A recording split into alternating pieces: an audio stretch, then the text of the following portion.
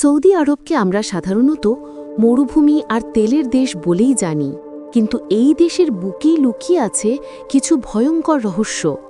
মরুভূমির গভীরে আছে এক শহর যার নাম আলুলা, যেখানে হাজার বছরের পুরনো অদ্ভুত রহস্যময় পাথরের ভাস্কর্য এখনও দাঁড়িয়ে আছে।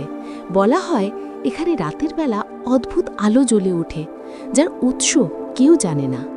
আরও আশ্চর্যের ব্যাপার হল সৌদি আরবের রূপ আল খালি বা এমটি কোয়ার্টার মরুভূমি পৃথিবীর সবচেয়ে ভয়ঙ্কর নিষিদ্ধ জায়গাগুলোর একটি।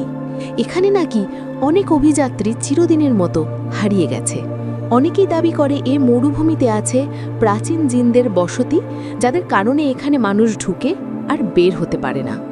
সৌদি আরব শুধু ধর্মীয় গুরুত্বই নয়, রহস্য আর অজানা ইতিহাসের জন্য সারা পৃথিবীতে আলোচনার কেন্দ্রবিন্দু। ভিডিওটি ভালো লাগলে চ্যানেলটি সাবস্ক্রাইব করো।